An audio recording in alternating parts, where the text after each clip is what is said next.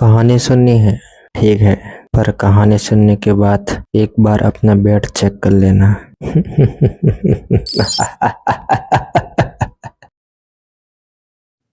Bungalow number 17। ये कहानी इन दोस्तों की है। इनका नाम विक्रम, सुनील और जॉन होता है। वे बम्बई शहर में नौकरी करने के लिए आते हैं।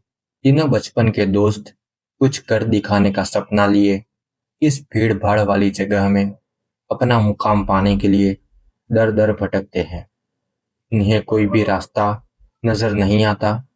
अपने छोटे से गांव में रहकर कॉलेज की पढ़ाई करने वाले सुनील और विक्रम ने कभी सोचा भी नहीं था कि सफलता पाने के लिए इतना दर्द झेलना पड़ता है।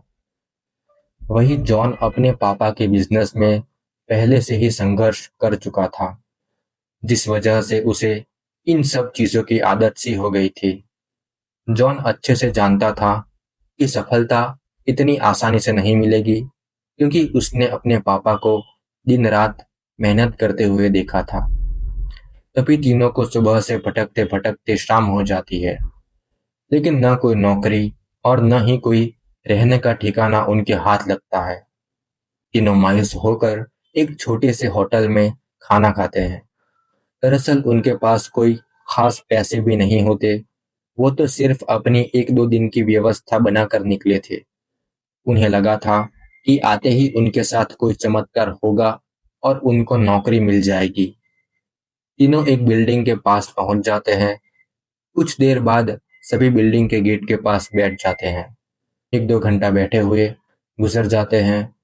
तभी बिल्डिंग के चौकीदार की नजर उन पर पड़ती है और वो जोर की आवाज में उन्हें डांटते हुए कहता है, कौन हो तुम लोग?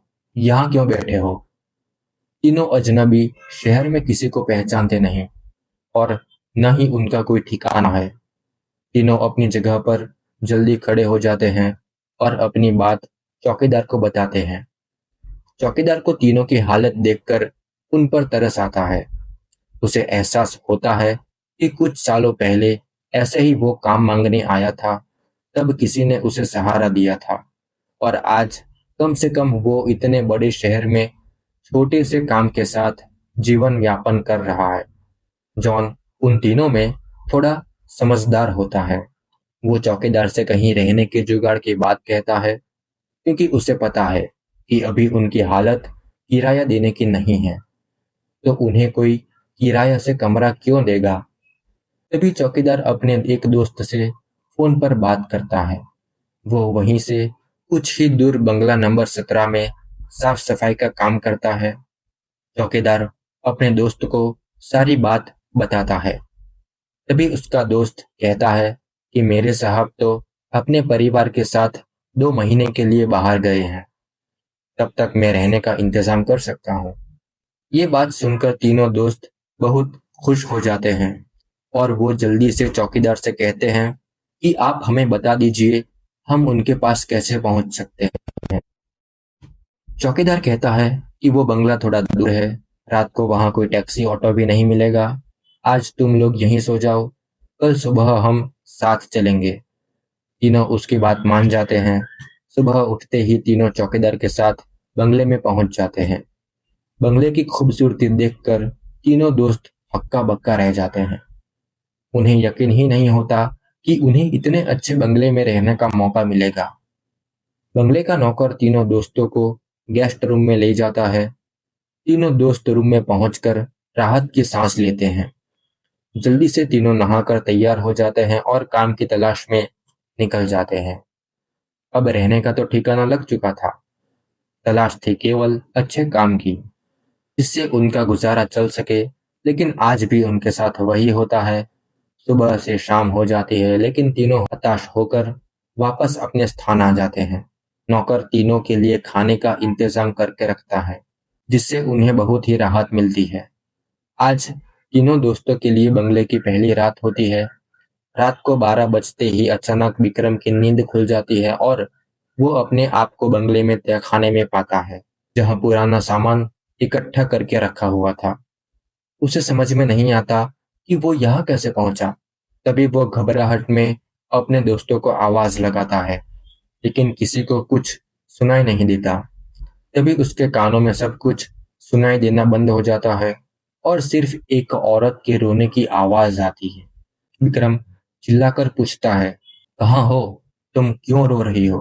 अगले ही पल विक्रम अपने बिस्तर में होता है। वो डर के कारण पसीने से लथपथ हो जाता है। वो अपने दोस्तों को जगाता है। सुनील और जॉन दोनों उसकी बात का मजाक उड़ाते हैं और कहते हैं कि तुमने कोई सपना देखा होगा। इस कमरे में तो हमारे अलावा कोई भी नहीं है।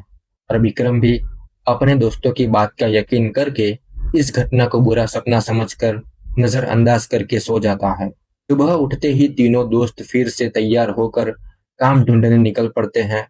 लेकिन जैसे ही वो बंगले के गेट से बाहर निकलते हैं, अचानक कोई औरत आकर विक्रम को चिट्ठी देती है, जिसमें लिखा होता है, तुम इस पते पर जाओ तो काम मिल जाएगा। और औरत अचानक भागते हुए उनकी नजरों से ओझल हो जाती है, यानी कि गायब हो जाती है। तीनों दोस्त सोच में पड़ जाते हैं कि हमें काम की जरूरत है। ये इस औरत को कैसे पता चला? लेकिन तीनों को काम की बहुत जरूरत होती है। उन्हें लगता है कि भगवान ने उनकी मदद करने के लिए किसी को भेजा होगा और तीनों उसी दिशा में आगे निकल जाते हैं जहां का पता उस कागज में लिखा होता है। यहाँ पहुंचते ही उन्हें एक बहुत ही बड़ी बिल्डिंग दिखाई देती है। दरअसल ये बहुत बड़ी कंपनी होती है और तीनों कंपनी के गेट पर पहुंचते हैं और वहां के सिक्योरिटी गार्ड को चिट्ठी दिखाते हैं। सिक्योरिटी गार्ड चिट्ठी नियुक्ति विभाग के पास भेज देता है और जैसे ही प्रबंधक को वो चिट्ठी मिलती है तो उसमें उसके मालिक का हस्ताक्षर होता है। वो उन तीनों से पूछता है, आप हमारे मालिक को कैसे जानते हैं? तभी विक्रम जवाब देते हुए कहता है, मैं तुम्हारे बॉस का दोस्त हूँ। अब प्रबंधक के पास इनको काम न देने के अलावा कोई विकल्प नहीं होता।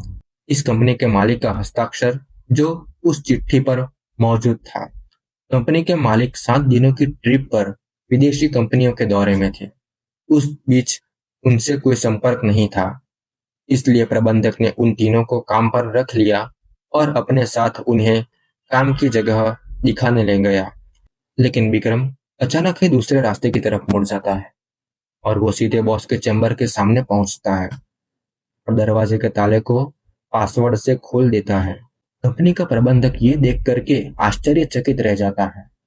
उसे यकीन ही नहीं होता कि जब पासवर्ड केवल कंपनी के मालिक को पता है, वो इसे कैसे पता चला। अब प्रबंधक उसे कोई खास आदमी समझने लगता है। उसे पूरा यकीन हो जाता है कि हो ना हो ये व्यक्ति बॉस ने ही भेजा है और वो उसे बिना रुके हुए अंदर जाने की इजाजत दे देता है। जॉन और सुनील ये सब देखकर समझ नहीं पाते कि विक्रम को ये सब कैसे पता। तभी अचानक विक्रम सभी को बॉस के चैम्बर से बाहर जाने को कहता है और चैम्बर का दरवाजा बंद कर देता है। कुछ ही घंटों के बाद प्रबंधक को बॉस का फोन आता है और बॉस प्रबंधक से पूछता है कि मेरे कंप्यूटर को किसी ने इस्तेमाल किया था। तभी प्रबंधक सारी बात बता देता है। बॉस गुस्से में मैनेजर को बोलता है, जल्दी से जाओ और उसे रोको, नहीं तो मैं बर्बाद हो जाऊंगा। और जैसे ही प्रबंधक चैम्बर का दरवाजा खोलता है तो वो देखता है विक्रम बेहोश पड़ा है। प्रबंधक अपने सुरक्षा कर्मियों से उसे उठाने को कहता है और कुर्सी पर वापस बैठाता है। तभी विक्रम को होश आता है। प्रबंधक गुस्से में विक्रम को बोलता है, तुमने क्या किया? मेरे बॉस बहुत नाराज है। लेकिन विक्रम को कुछ याद नहीं। वो अपने बंगले के गेट से यहाँ तक कैसे आया है? दरअसल वो बंगला पहले उसी बॉस का होता है और बॉस ने बंगले को अपने ऑफिस की एक लड़की के लिए खरीदा था और कभी कभी साथ रहता था, जो कि उसकी कंपनी में काम करती थी। बॉस पहले से ही शादीशुदा था और ये बात अच्छे से जानता था कि एक ना एक दिन वो लड़की उसके लिए खतरा बन सकती है। इसलिए वो उसकी निजी वीडियो रिकॉर्ड कर लेता है और जब एक दिन लड़की को ये बात पता चलती है तो दोनों में खींचातानी करते हुए लड़की के सर में चोट लग जाती है और वो दम तोड़ देती है। बॉस बंगले के गार्डन में ही लड़की को दफना देता है और लड़की की मौत के साथ ही उसका राज दफन हो जाता है। लेकिन जब उस बंगले में तीनों दोस्त आते हैं तो विक्रम गार्डन में घूमते घूमते उस जगह पर अपना पैर रख देता है जहां उस लड़की को दफनाया गया था, जिस वजह से उस लड़की का सीधा संपर्क विक्रम से बन जाता है। वो विक्रम के अंदर प्रवेश कर जाती है और उसे काबू में करके अपना बदला लेने के लिए ऑफिस प्रवेश करती है और बॉस की काले करतूत को इंटरनेट में वायरल कर देती है। बॉस को विदेश से ही गिरफ्तार कर लिया जाता है। उसका काला चिट्ठा सबके सामने खुल जाता है और वो बेनकाब हो जाता है। उस लड़की ने मरने के बाद भी अपना बदला ले लिया था। अब शायद उसकी आत्मा को शांति मिल जाएगी। तीनों दोस्त उस बंगले को बुरा सपना समझकर भूल जाते हैं और इस दर्दनाक भूतिया कहानी का अंत हो जाता है।